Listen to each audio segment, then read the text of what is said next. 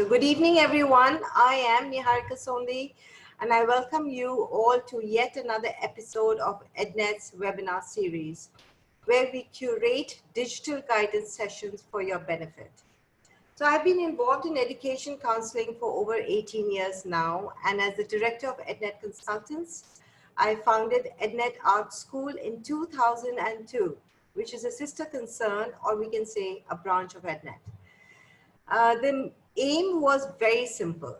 It was to enable art and design enthusiasts in achieving their goals and optimizing their potential. So with this extensive experience, we are proud to associate hundreds of success stories in these disciplines with our students, finding their calling to top design schools of the world, such as Parsons, RISD, Pratt, Central St. Martin, LaSalle, and many, many more. So our students have been performing exceptionally well at these campuses and are attaining prize placements and thereon, which has allowed us all to remain an integral part of this global design community. So the art school, which is located in the lush greens of the South Delhi, offers stellar facilities in terms of state-of-art equipment, highly experienced faculty to students from across all the states of the country. Running a wide range of customized service, EdNet Art School is a one-stop haven for art enthusiasts to build their creative skills and put their imagination to motion. Students especially get the chance to build their portfolios and skill sets based on the Indian as well as overseas university requirements. Now, moving on to today's discussion, which everyone is, I'm sure, waiting very, very patiently, I'd like to welcome you all to this webinar, Is Art and Design Your True Calling?, which is dedicated to helping you all recognize if art and or design is something you can or you want to pursue as a profession.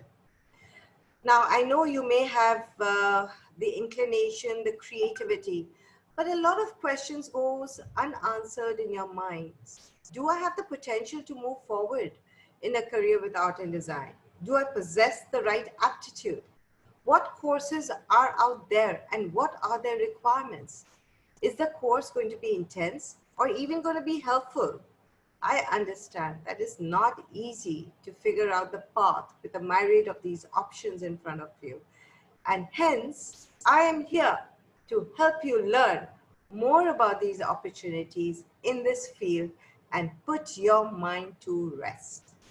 Additionally, I would like to inform you that our guest speaker is here with us, Courtney Richter. She is the Assistant Director of Admissions at Otis College of Art Design in Los Angeles.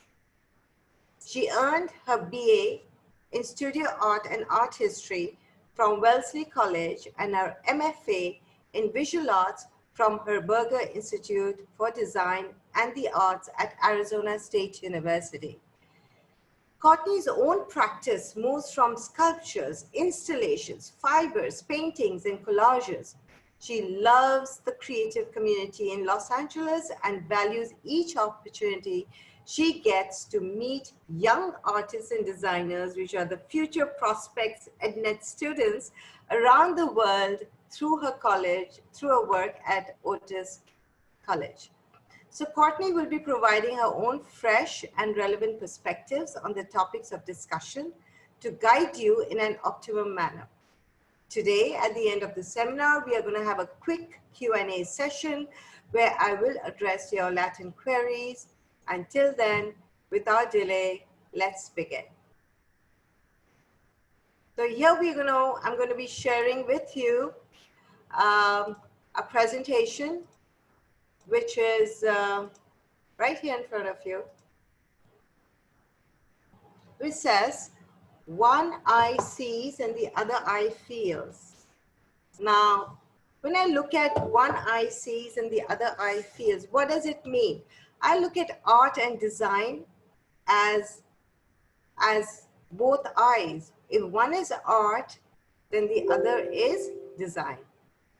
So let me ask a question to my audience here, and that is, what is art? So can someone tell me what is art?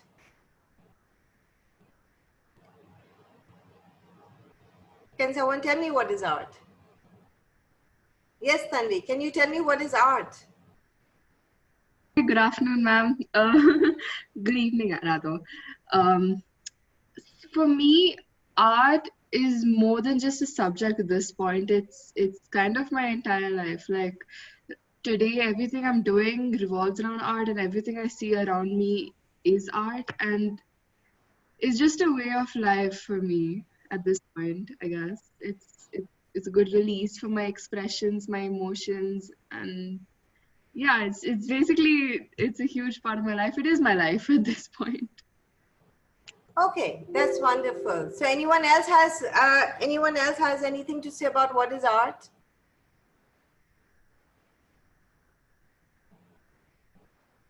Anyone has anything to say about art?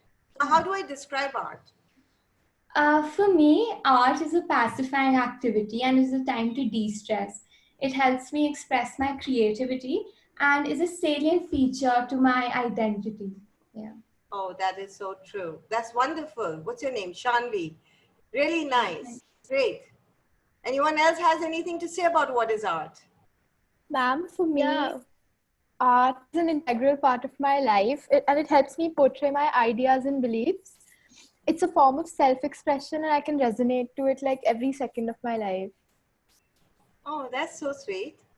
That's a Good nice way of evening. expressing art. Yes. Yeah. Good evening, ma'am. For me, art is a form of communication which I use with the right technique and skills to portray myself. It brings out my creativity and passion in the right way, I would say. That's really nice. I think everyone has shared what art is. So art is something which you have to be absolutely passionate about. You know, it's a self-expression. It can be, it's all about creativity. It's all about imagination. It is all about expressing one's innermost feeling in drawing and painting or any other medium that you use for art, right? So we go next to the next piece here, which I have prepared. It is a art of by Claude Monet. She had this haystack series, and it is one of the most talked about illusionist series by her. And so, what do we see in this painting? Can someone tell me what is this painting about? Definitely, this painting is made out of it's oil on canvas. Oops, it's oil on canvas, and of course, there is a relation between color and there's a relation between medium. There's space, there's form, there's shape, uh, and of course, when you look at it, you know, I mean, it's got colors. So, how would you express this piece, as I would say? Can someone look at it? So when we talk about mediation and light, and we talk about this beautiful way how he has used just tubes to make this artwork. So we know this art. Now, what is this art? It's white canvas. So, you know, is it anything and everything that we talked about right now, which is talking about colors and space and forms and techniques and skills, mediums? It's nothing.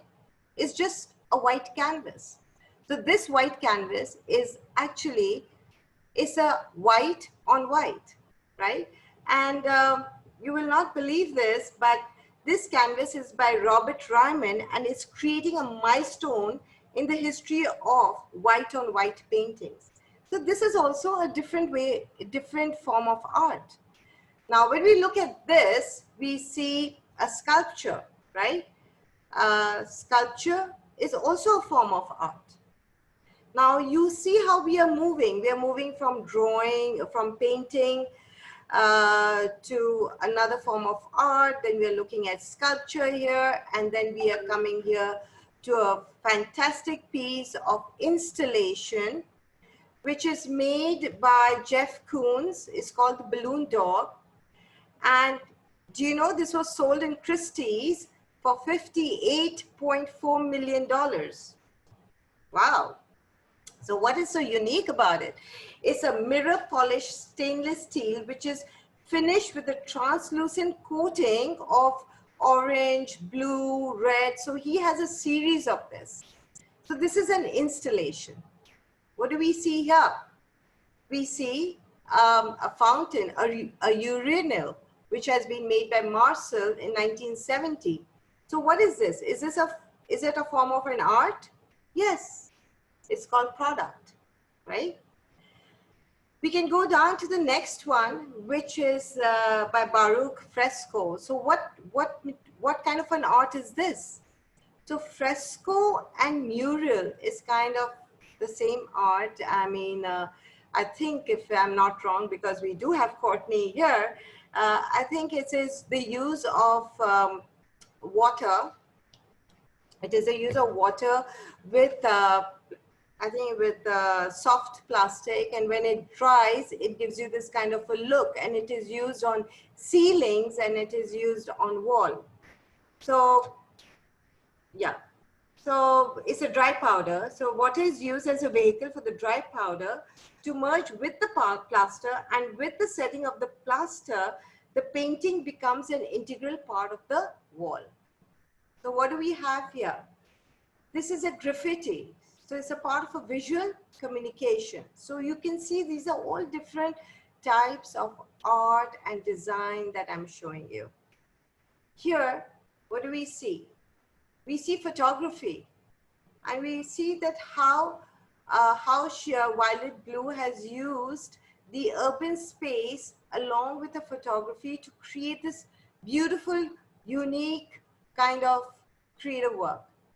So right now, when I'm showing you all these things, all these different forms of art, which is starting from a simple painting to a white on white canvas, to sculpture, installation, the photography, graffiti, that's graphic designing, or visual communication. We see all these are different forms of art. So if this isn't art, then what is? And if this isn't art, then what is art? And if this isn't art, then what? So here we talk about, does art really have a purpose? So when we say that, does art have a purpose? Art with a purpose is called design, right? And then we say art with a purpose is called design. So what is design? Can someone tell me what is design? So a design is something, it links your creativity with a solution. So you see on the left where you have all these round circles, these are shapes and ideas to become practical, and it becomes an attractive proposition for users and the consumers. So it starts with creativity and it gives a solution. So art with a solution is called design. So coming back to this, I would also like to talk a little bit about what is art and what is design, right? Anyone has any questions and wants to understand the difference between art and design? Does anyone have any questions on wanting to know what's the difference between art and design? Well, let me tell you something.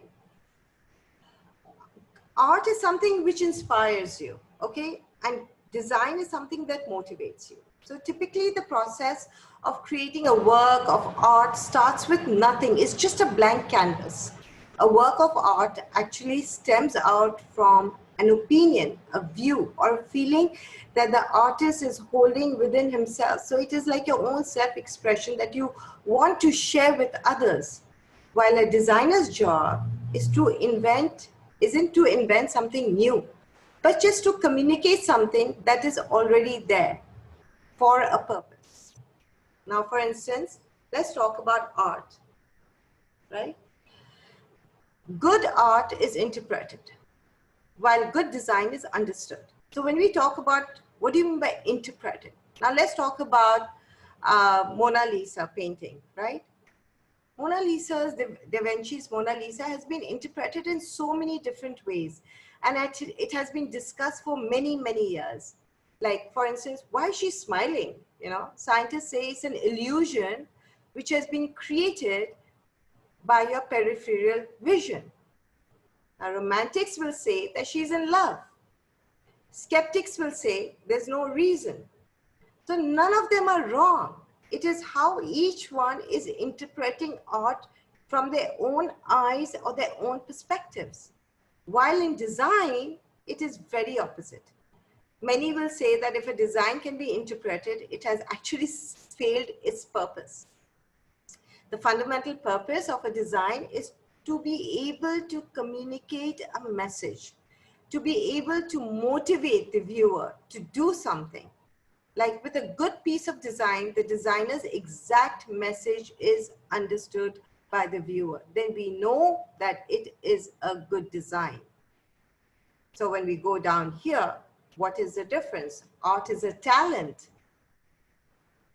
When I say art is a talent, I firmly believe that art and an artist has to have that natural ability.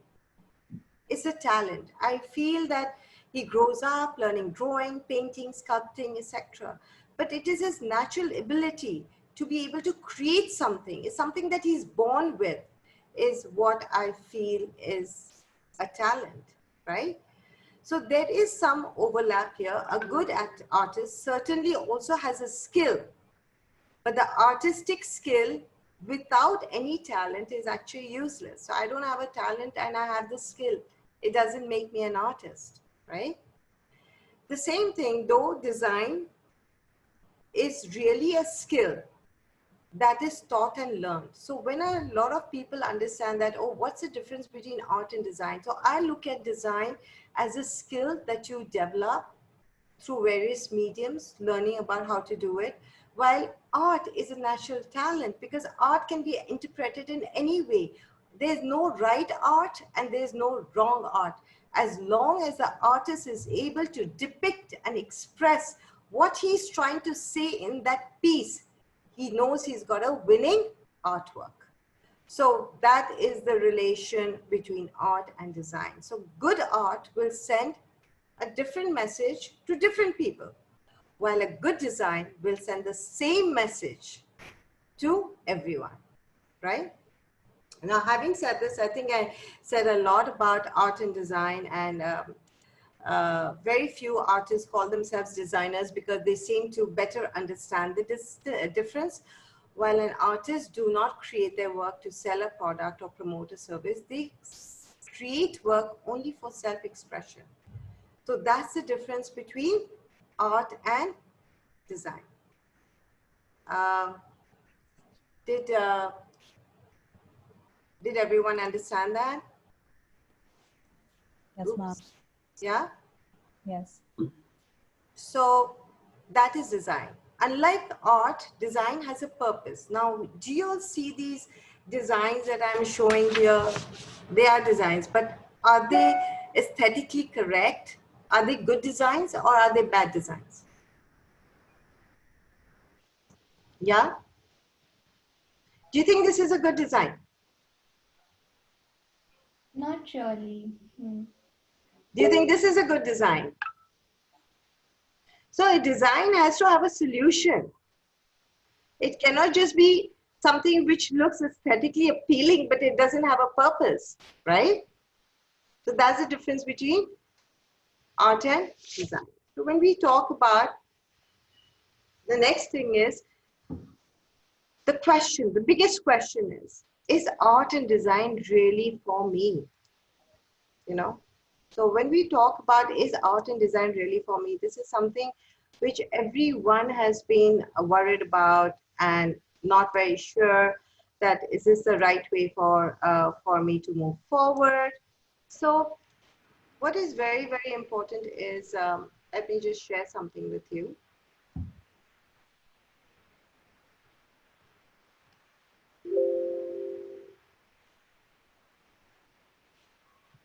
So when we talk about is art and design really for me, I want to ask you students for one small little thing, and that is, how do you perceive art and design from your own eyes?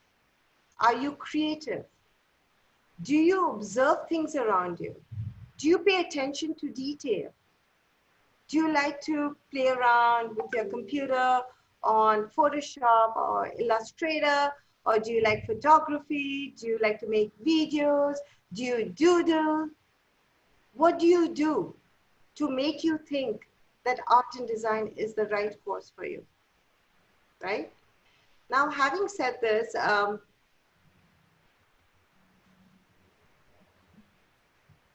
just want to say something, that when a person is looking into the area of art and design, it's very, very important to know whether you actually enjoy drawing, painting, or sketching. Now, when you think about drawing, painting, and sketching, there are a lot of students who come to me and say, I don't like to draw, I don't like to paint, or I don't like to sketch, but I like to use Photoshop. I like to create work on the computer. So that is skill. That is something that you will develop when you want to go into an area of design. But if you want to go into the area of art, you still need to learn how to sketch, draw, and paint, and observe, compose. And even if a student is going for visual communication or any kind of design-oriented courses, which does not actually require any kind of a hand skill, they still need to get basic fundamental, basic knowledge of art and design before they move forward. So when we are talking about creating an interesting piece, do you like doing it? Or do you think, oh my God, it's such a big task, I'm so bored, I'm looking at my watch and saying that, it's time for me to go home? Then art is not meant for you because you don't have that passion. So when the passion meets your mission, only then you know that art is truly your calling. If you're not passionate about it, and you consider drawing and consider going for your art classes like a task, then maybe you would want to reconsider your goals and your intentions. So, a lot of people have this thing that, oh my God, art and design is so easy. We don't have to sit in class. We do not have to go through textbooks and stuff like that. And it's actually completely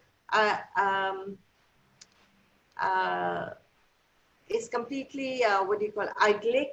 And you think about standing somewhere in the hills with a canvas and a palette and maybe drawing or painting a landscape, and you think it's a very relaxed career and you really don't have to do anything about it, and you can just have your freedom and let your creative juices flow. Well, it may be a shock to you all, because those career paths of art and design is really, really hard. It's really hard. And it's not something which is very easy. There's a lot of research involved in it. There's a lot of reading, a lot of, observing, going to museums, etc., writing reports, maybe making projects, etc. So it is not something which is very easy. And you can't think that, oh, it's an escape from your academics. So it's important for you all to understand that, right? Oh, where did I go? Oops. So coming back to this, just a minute. Sorry. Yeah. Okay. So here, if you look at this, when it says that purpose, can everyone see this properly? Okay. Yeah. Yes. So Yes. when you see purpose, something that you love, something that the world needs, something which you are going to be paid very well for, something that you're very good for, or when we can say when the passion with your mission and your profession and your vocation meets, then you see the star. Well, that's the time when you know you have met your interest. So the next slide says, what are some of the popular areas in design? I'm going to go through it because everyone must be wanting to know what are the different areas. So let's go here. One is graphic design. And graphic design is also a part of visual communication. So under graphic design, we also have um, illustrations, typography, posters, packaging, advertisements, web designing, digital multimedia, etc. So all of this comes under visual communication. Graphic designing comes under visual communication. And they usually work to a design brief that outlines the client's aims and objectives for their products, concepts, or campaigns. So graphic designers are also working a lot with media companies and advertising companies and doing a lot of client servicing. So some of these are pieces that you can see. This is a digital art, there's photography. There's 3D paper sculpture, drawing, sketching, editorial design, poster design. Then we have typography. Then we have packaging design and stuff like that. So still, if you see that when you are doing graphic designing, though it requires a lot of computer skills, it also requires you to have your drawing skills. So you can't think that I'm going to go for graphic designing and I really don't need to learn how to draw, as I mentioned earlier. You need to know how to draw, you need to know how to observe, you need to have all that talent and those abilities of an artist also to go into graphic designing. The next one which we see here is product designing. Now, a lot of universities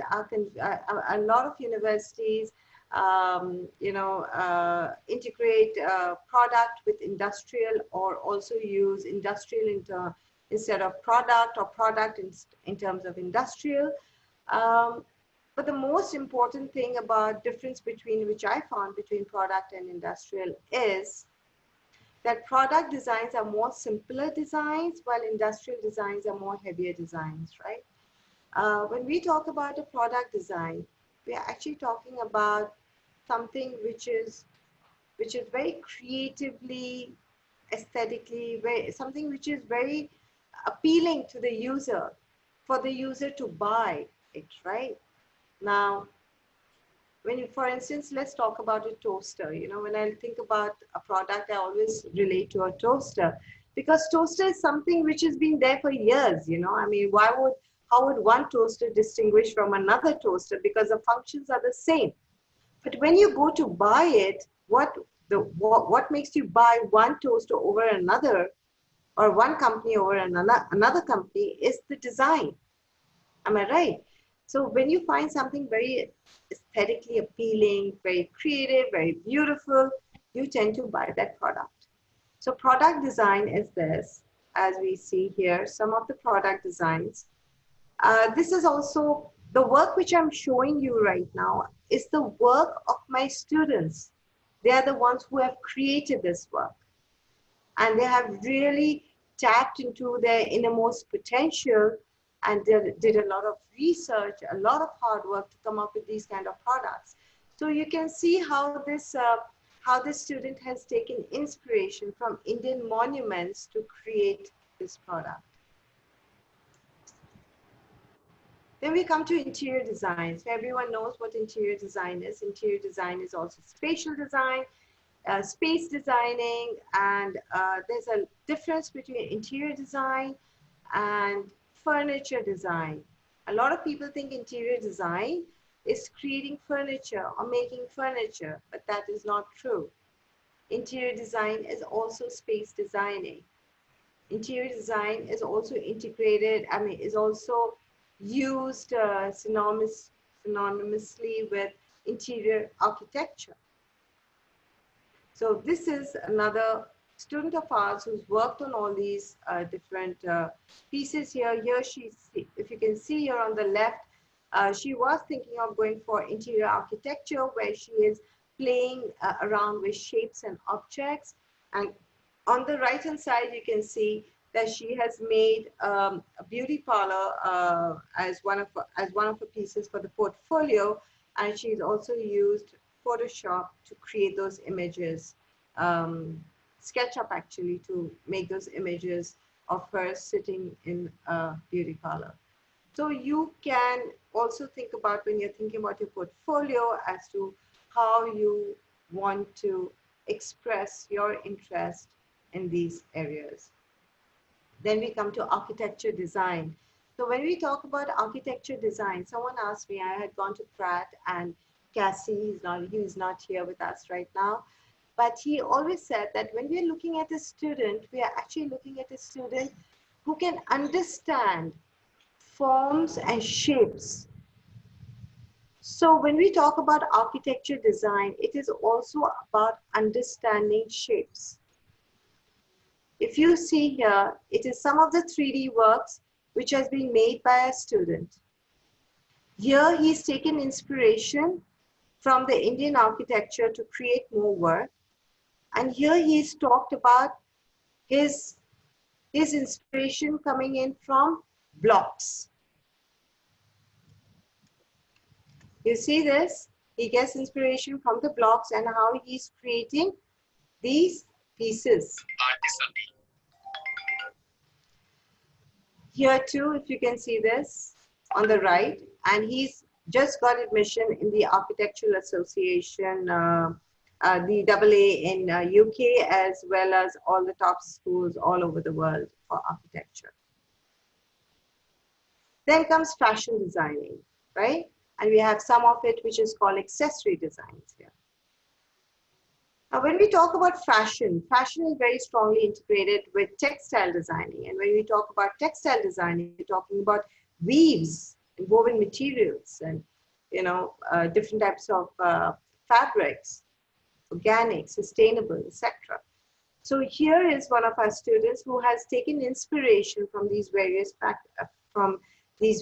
fabrics to create her own croquis.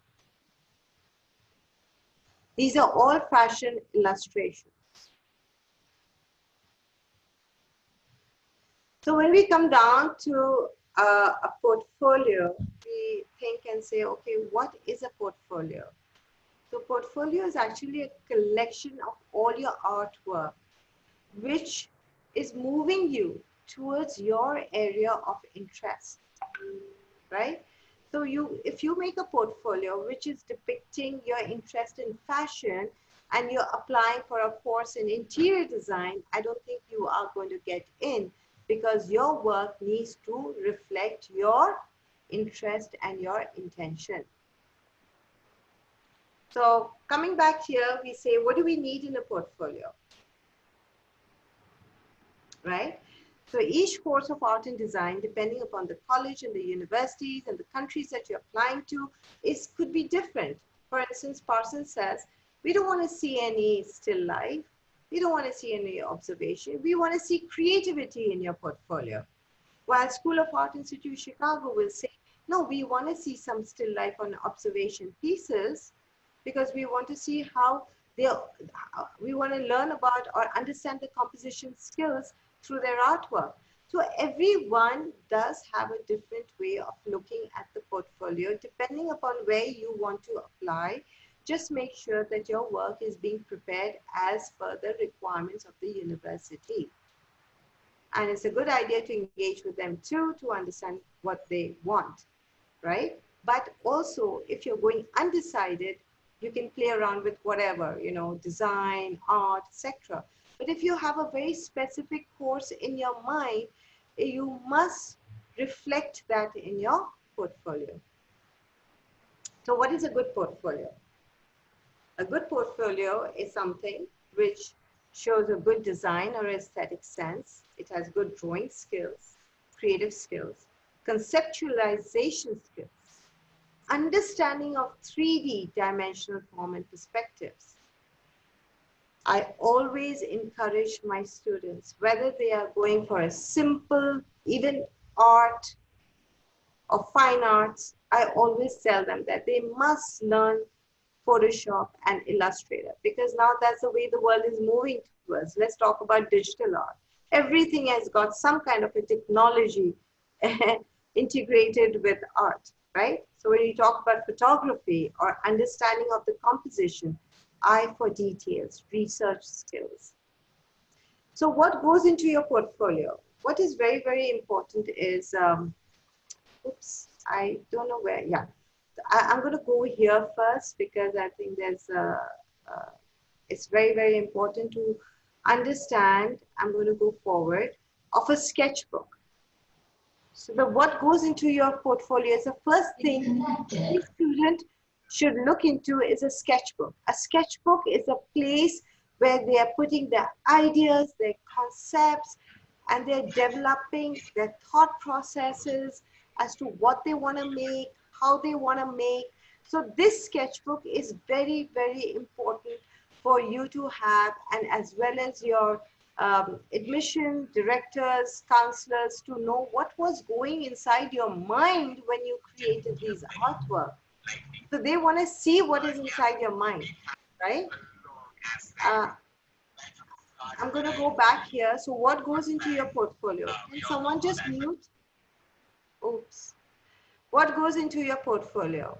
You see this? This piece has been created on the right, but this piece has really no value till I don't understand what made you create this piece and what went into creating this piece. What inspired you to create this piece and why did you make this piece? So please, just don't think that art is going and copying something. Art is not about copying. Art is all about creating something. So here you can see that this is also being done, like at EdNet, we do not allow our students to do the welding. So we do have someone who comes and does the welding, but the artwork, the wall installations, all created by the students. And he's used recycled materials, washers. Actually, these are washers to create this piece, this installation, where he's trying to depict a woman. Yeah, it's a he. Yeah, it's not a she. It's a he who made this piece, who's trying to depict a woman. Actually, he was trying to depict his mother, who needs to break away from all those traditional ethos of hers. So if you can see this, there's a lot of chains here, and how she is enroped in all these chains, and how she wants to break away from these chains and actually discover her true self. And that is what this, if you can see this piece where there's a light behind it, and the light is on, and how he's trying to depict this work. So how you express your work in your writing gives a new meaning and life to your portfolio. This is also something which is like, oops, drawing your hands. I'm going to go a little fast because we have Courtney here, and I really, really wanted to take over now. So when we are looking for, what are we looking for? We are looking for a form of a commitment. Your portfolio doesn't have to be fantastic, but your portfolio should be such which has good ideas, and is able to express those ideas through your sketches, incomplete sketches. It does not matter, but that's what your portfolio has to be. So coming back to what is required to get in: marks, portfolio, your statement of intent, your resume, your letters of recommendation, as well as your English proficiency test. So we've already gone through these sketches. So these are your sketchbook. Your sketchbook is, I feel, like a Bible. It should be a Bible for you. So all the students who are undecided and really are so confused and do not know whether they want to go for a specific area of art and design can go undecided, or they can go for a foundation program. And if someone wants to really discover and do a little kind of a quiz to find out where their aptitude lies, they can take this FIDM test. I'll put it in the chat, and you all can take this test at home, right? But when you're choosing your school, please understand that it is everything is just not about ranking, but it is also to know what is the kind of associations the university or the college has with the industry, what is their teaching pedagogy, what is the kind of attention that they're going to provide you, how are they going to help you to find your true calling in any area of art and design. So keep that in mind, and of course the budget as well as the scholarships that the universities are going to offer you. I'm just going to go quickly through this. What are the various careers in art and design? So when we talk about being a fine artist, we talk about going into art, photography, digital artist, art administrator, art curator, art conservationist, art historian. From a graphic designer, you can become a book designer, illustrator, an animator, an architect can become a landscape architect or landscape designer, a spatial designer.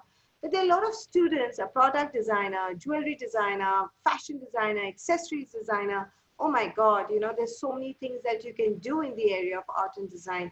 But the most important thing, which I would like to reach out to each and every student here is, find out what you really want to do. You need to be passionate about art and design to take this forward. And before I can take this, before I would like to end on this, I like Kuhu here to talk about her experience and her journey when she started with exploring art and design to what she is right now. So Kuhu, you want to give your insights about your own? Good evening, everybody. Yes, ma'am. So initially, I had an interest in art, and almost a year back, I joined EdNet School of Art and Design to explore my talent. I knew I enjoyed art, maybe like a hobby, but I was not sure if I had it in me to make it as an artist or a designer. This year has helped me to develop deeper into my creative self through research, and I learned to appreciate art and its various forms. I am now much more confident as an artist, and more importantly, very excited about my future as an artist and or a designer. I am undecided on that. At EdNet, I experimented with whatever I could lay my hands on, which actually manifested my hidden talent and my natural aptitude towards art and design. Uh, I might have not been that sure a year back, but the experience and exposure that I have received has made me recognize my true calling. Thank you, ma'am. Thank you so much, Kuhu. So, Kuhu is fortunate that she rediscovered her interest. But there are a lot of students who go into art and design and they take classes and they realize, hey, listen, this is not really what I want to do, right? So there are students who want to be associated with the world of creativity in the world of design, but do not want to be designers.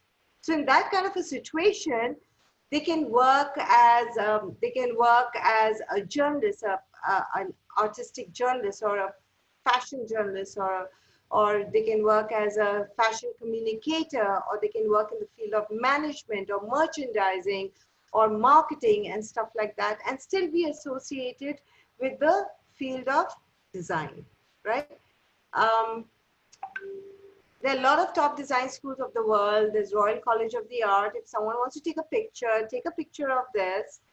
And we also have the top Indian design schools. So anyone who's looking at applying to Indian design schools can go through this.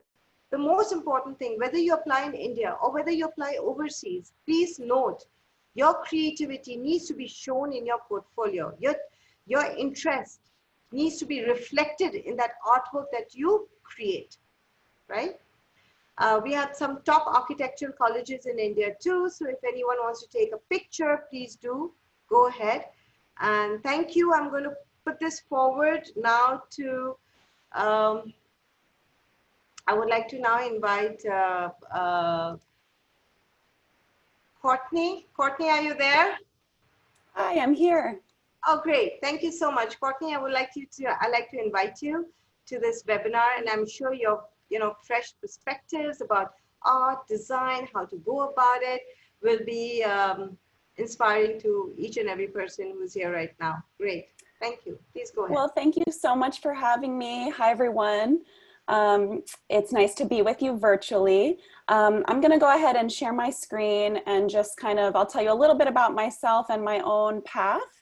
And then I will kind of go through my series of tips, which may feel fairly similar to everything you just heard. I was saying yes, yes, yes, as Niharika was presenting, because that's right on. So yes, again, my name is Courtney Richter. I'm the Assistant Director of Admissions Recruitment at Otis College of Art and Design in Los Angeles. I'm also a practicing artist myself. So to tell you a little bit about my path, I was the student in high school who took all the art classes, loved art and design, but when it came time to apply to colleges, I was not 100% sure that I wanted to pursue art as a career. I wasn't sure if it was just going to kind of be a lifelong hobby or where I was going to go with it, even though I felt pretty passionate about it. So I went to a small liberal arts college. The way I figured out that I needed art as a constant in my life was that my first semester of college, I did not have any art classes, and I felt really weird. It just didn't feel right that I wasn't creating things on a near daily basis. And so I figured out, okay, this is something I need in my life. I don't feel right if I'm not working in art and design in some way. So my second semester of college, I took one of the first studio art classes in the curriculum. I took an art history class, and then I was kind of full steam ahead. This is what I need to be doing. And I ended up double majoring in studio art and art history. So, I just want to point out too, there are different types of institutions that might support your interest in art and design, and it might not be a specific school that is specialized in art and design. When I went back to school to get my Master of Fine Arts degree, I went to Arizona State University, which is a large research institution. So I chose that program because I knew I was going to have the opportunity to teach undergraduates. But I had colleagues that chose ASU because they were going to be able to combine their interest in design with the robust science programs that were offered there. So there could be a different type of institution that's the right fit for you, from small liberal arts college to art and design school to research institutions. So it's kind of just about doing your research and kind of figuring out what's important to you to get out of that experience. So this is similar to one of the graphics that Niharika showed, but I like hers more because it had the additional bubbles about vocation and what does the world need. But I do like this graphic, what you care about and what you are curious about and where those two things intersect is maybe what you should be thinking about doing.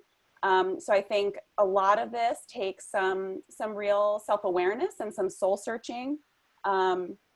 This is, now I'm going to go into my slides that kind of give you a little tip in yellow there. So reflecting, I had a professor in college that had it was a printmaking class, and she made all of us make a list in our sketchbook of 50 things that we were interested in.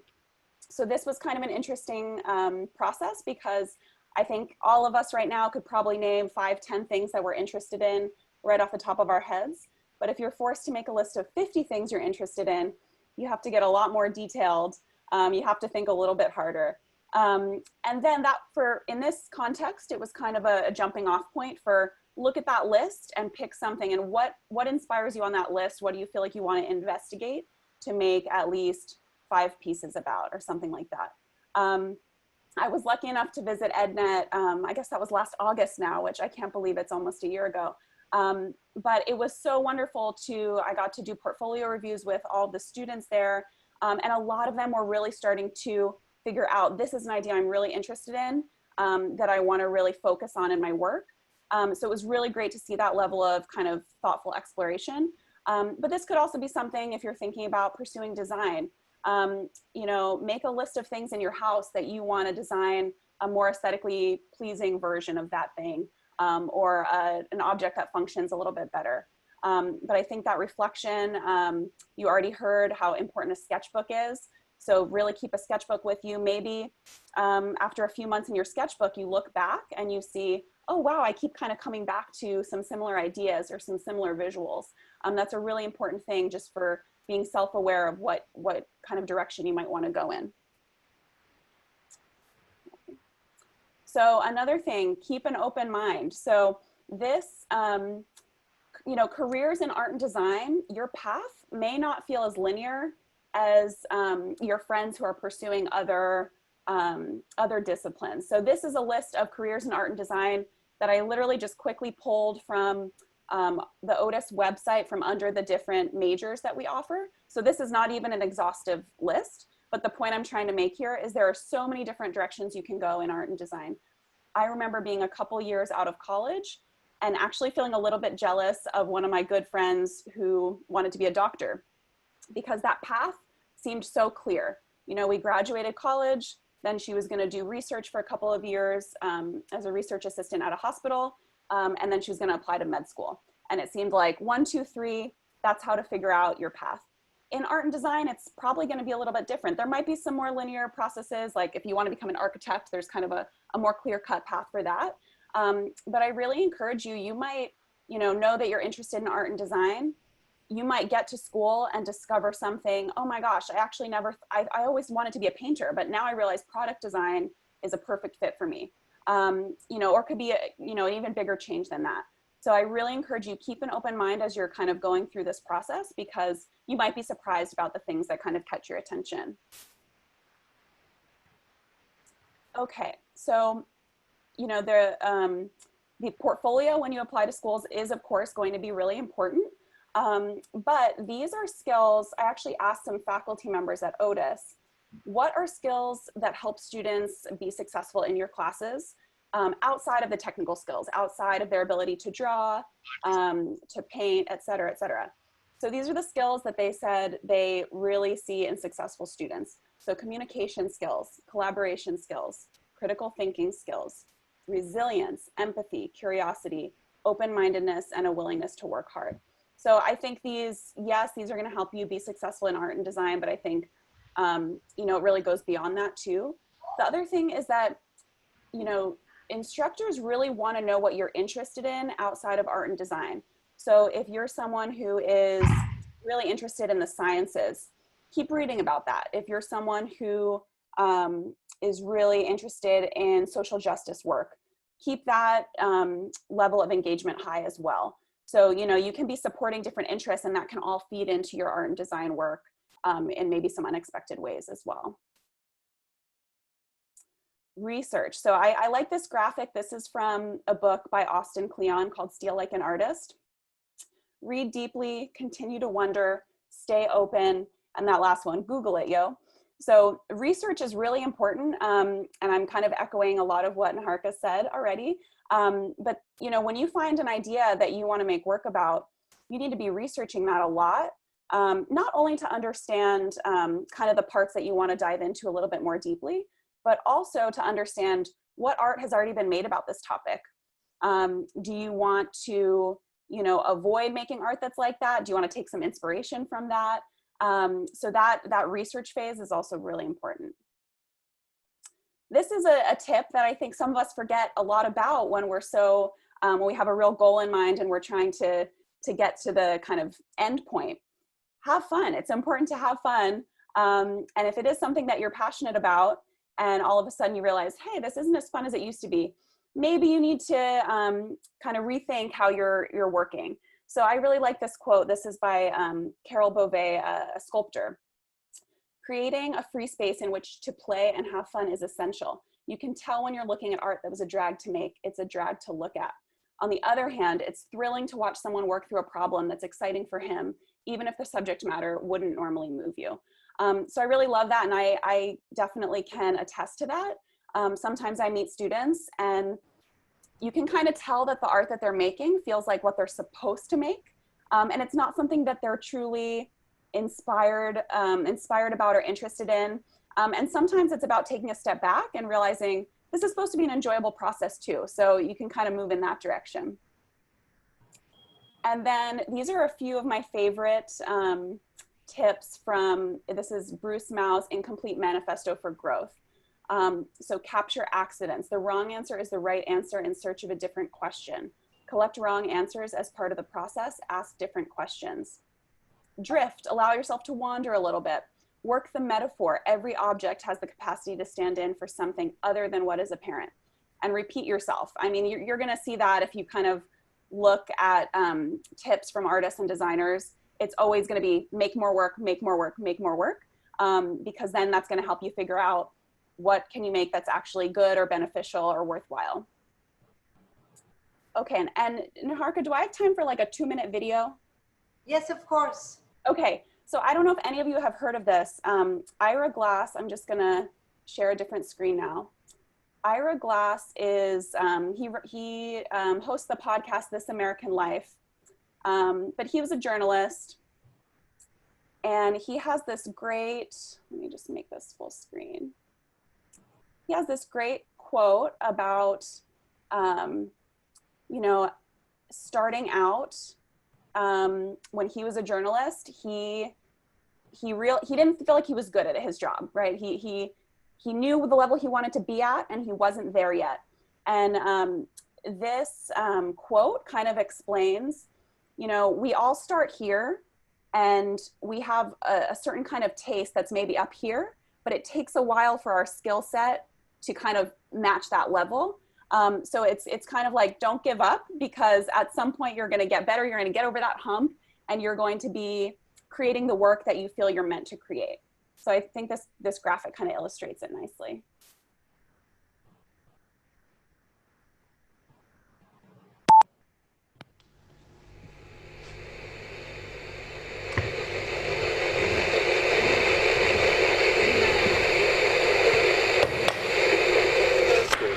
Ich spiele in beide Positionen, nur vielleicht noch ein Stil, vielleicht noch ein Stil.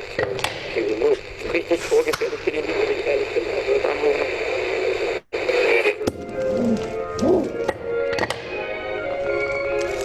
Ein ganz tolles Gespräch. Nobody tells people who are beginners, and I really wish somebody had told this to me, is that all of us who do creative work, like, you know, we get into it, and we get into it because we have good taste. But it's like there's a gap that for the first couple of years that you're making stuff, what you're making isn't so good, okay? It's not that great. It's trying to be good. It has ambition to be good, but it's not quite that good. But your taste, the thing that got you into the game, your taste is still killer. And your taste is good enough that you can tell that what you're making is kind of a disappointment to you. You know what I mean? A lot of people never get past that phase. A lot of people at that point, they quit. And the thing I would just like say to you with all my heart is that most everybody I know who does interesting creative work, they went through a phase of years where they had really good taste, they could tell what they were making wasn't as good as they wanted it to be. They knew it felt short. It didn't have this special thing that we wanted it to have. And the thing I would say to you is everybody goes through that. And for you to go through it, if you're going through it right now, if you're just getting out of that phase, you gotta know it's totally normal. And the most important possible thing you could do is do a lot of work. Do a huge volume of work. Put yourself on a deadline so that every week or every month you know you're gonna finish one story. Because it's only by actually going through a volume of work that you're actually going to catch up and close that gap. And the work you're making will be as good as your ambitions. It takes a while. It's going to take you a while. It's normal to take a while, and you just have to fight your way through that. Okay?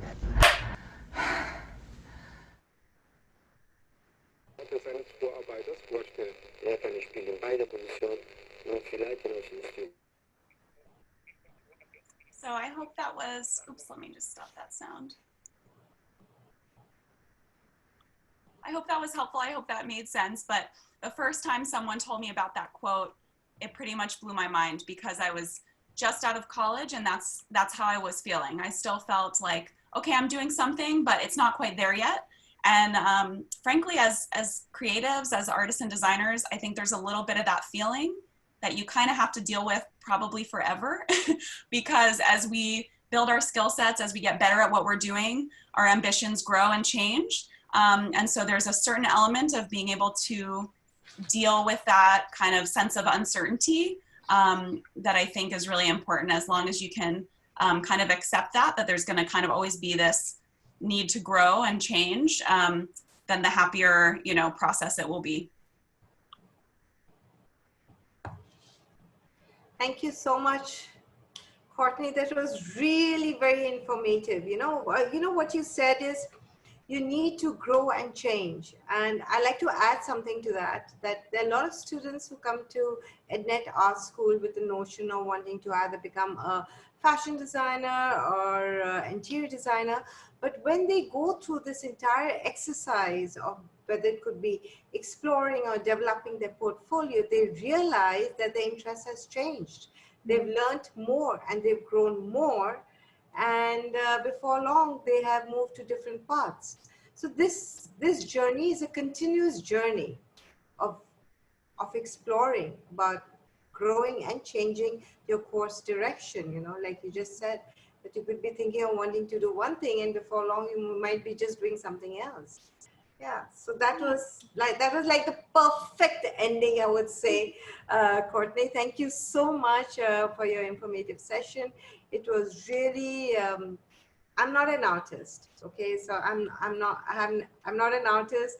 I never went to an art school, but at the same time, I feel very, very passionate and connected to art. I would not say it's my hobby, but I'm sure I have this natural ability and that talent, which I never got a chance to explore and tap upon, right?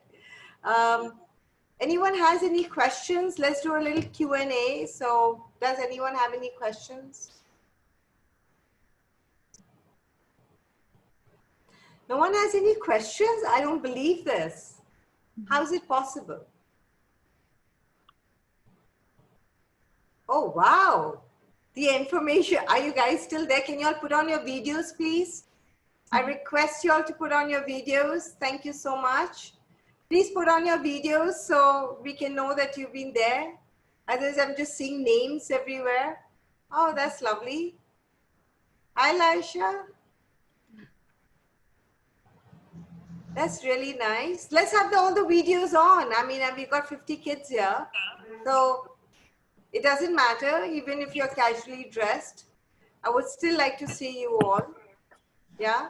Do anyone have any questions for Courtney? I'm sure each one of you are going through this dilemma of trying to get your artwork together. Courtney, they all are going through it because we were not, first because of the lockdown, apart from essential goods, nothing else was being delivered to their homes.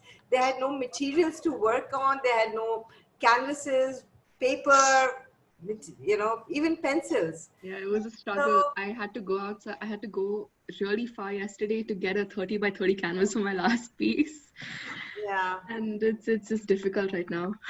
Yeah, so it's really difficult for them to make the portfolio. So I told them that, even if you're not able to make the kind of portfolio which you had thought and dreamt about, maybe you can put down your sketches, your ideas, your concepts, because that is something which I'm sure all the admissions would like to also look into, with the understanding that we are still kind of in a lockdown. We're still not stepping out of our homes, right?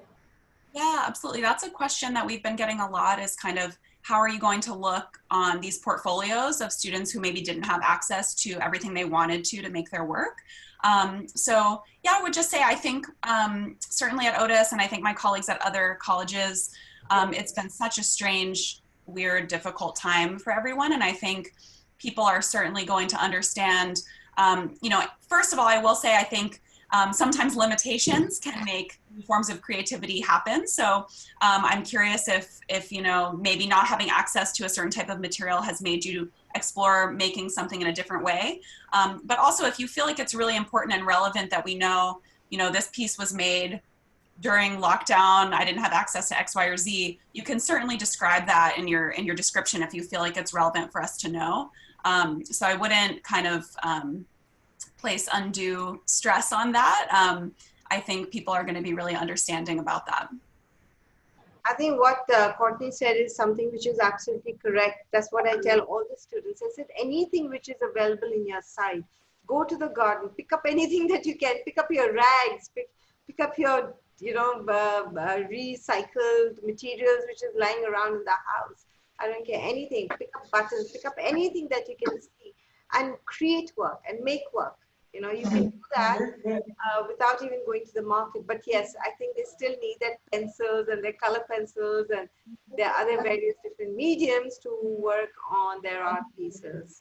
So yes, definitely that's there. Anyone has any other question? Let's read this.